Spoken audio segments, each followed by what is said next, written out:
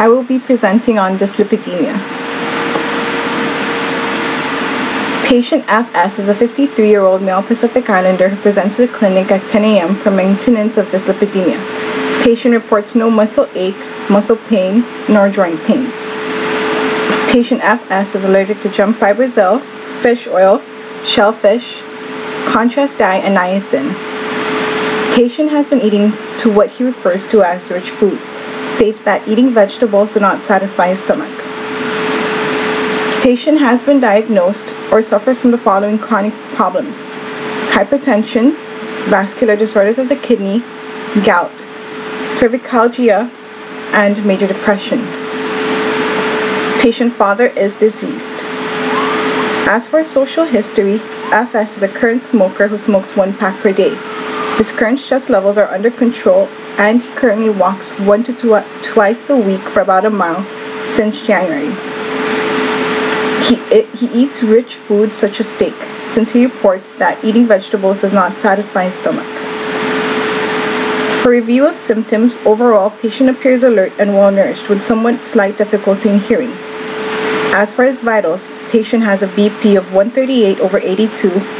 He weighs 101.5 kilograms, and his height is 71 inches. His IBW is 75.3 kilogram. His BMI is 31.1, which is considered obese, and his basal energy expenditure is 205 kcals per day. FS has a creatinine clearance of 96.8 milliliters per minute. As far as baseline AST/ALT levels, drawn on October 31st, 2011, he has 20/29. On January 12, 2012, his AST and ALT levels are 26 and 32. Patient has normal range of BMP panel, and his lipid panel for baseline, drawn in October, for total cholesterol he has 148, triglycerides he has 301, his LDL is 148, and his HDL is 35. On January, his total cholesterol is 142, his triglycerides is 280, his LDL is 105, and his HDL is 37. Other physical findings include patient has no edema in lower extremities. Patient is currently on simvastatin 40 milligrams, 1 tablet PO, every hours of sleep, started on October 31st, 2011, for his treatment of dyslipidemia. For hypertension, patient is on carvedilol, losartan, nifedipine, and for gout, he is on Colchris and indomethacin. For treatment of major depression, patient is on risperidone. For treatment of pain, patient is on Tylenol and capsaicin. Non-lipid risk factors for CHD, modifiable risk factors according to ATP3. Hypertension, cigarette smoking, thrombogenic hemostatic state, diabetes, obesity, physical inactivity, and atherogenic diet. Major non-LDL risk factors according to ATP3 includes age, if a male is 45 years or older, female if she is 55 years or older, family history of premature CHD or sudden death, for father or any male first-degree relative before 55 years old, mother or any female first-degree relative before 65 years old. If patient is a current cigarette smoker, if he is on hypertension or any antihypertensive medications, or if he has low HDL cholesterol levels less than 40 milligrams per deciliter. Patient FS is positive for 4 major risk factors, which includes age, his smoker status, hypertension, and low HDL. Based on his major risk factors, patient has a Framingham 10-year CHD risk score of 12%. FS requires continued maintenance treatment of his dyslipidemia because he is positive for 4 major CHD risk factors. In addition, for ATP3, FS is considered at a moderately high risk based on his positive risk factors and his 10-year risk assessment. Major classes of drug for consideration for the treatment of dyslipidemia include the following: HMG coenzyme A reductase inhibitors, bile acid sequestrants, nicotinic acid, or fibric acid derivatives. Currently, FS is taking simvastatin 40 milligrams orally every day at night, which in reference to ATP3 is an appropriate first-line treatment option since it is considered the most effective and practical class of drugs for reducing LDL cholesterol concentration. His dose is appropriate since 40 milligrams is effective for FS given that his LDL concentrations are within a goal of less than 130 milligrams per deciliters. Route and frequency are also appropriate for FS, allowing for the feasibility of patient compliance. For therapeutic alternatives, other therapeutic alternatives for treatment of dyslipidemia as mentioned above include bile acid sequestrants. However, FS has elevated levels of triglycerides. Where statin therapy can decrease levels of triglycerides by 70 to 30%, bile acid sequestrants can increase or have no effect on triglyceride levels. Nicotinic acid is another option for treatment. However, FS is allergic to niacin as mentioned earlier, reporting in addition to flushing CNS side effects such as delusions. In addition, patient suffers from gout secondary to administration of hydrochlorothiazide. Another therapeutic alternative would be fibric acid derivatives. However, FS is allergic to gemfibrozil.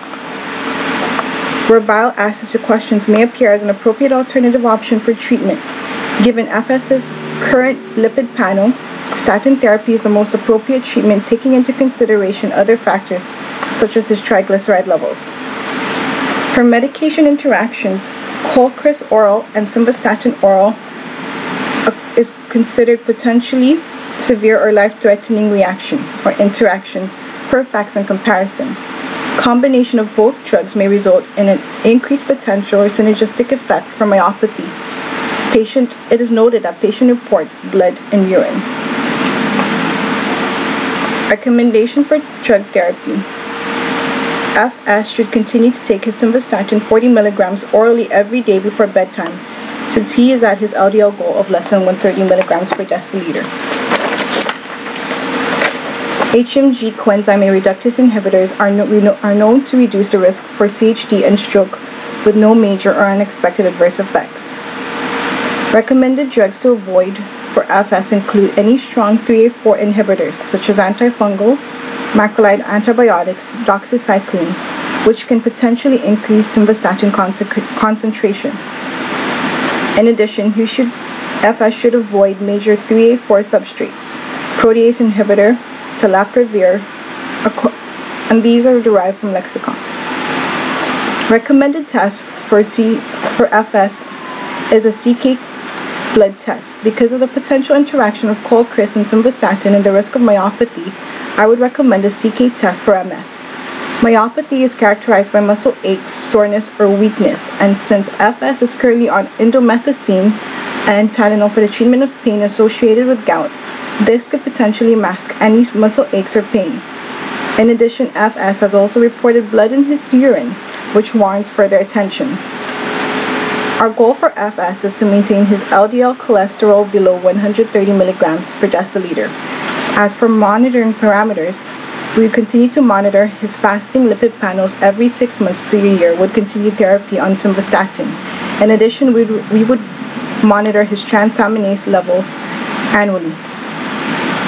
Drug-related side effects to monitor include muscle pain, aches, tenderness, or soreness, which are signs or symptoms of myopathy.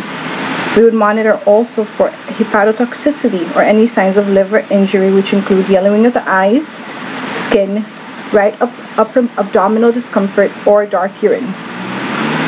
As for patient counseling, I would tell FS to please continue taking your simvastatin 40 milligrams, 1 tablet by mouth, each day at night before you go to sleep around the same time every night.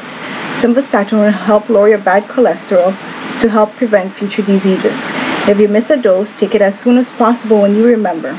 But if it's close to the time for you to take your next dose, it is okay to skip that dose and go ahead and take your next dose. Keep your medications away from children, away from sunlight and moisture, and please store it in room temperature.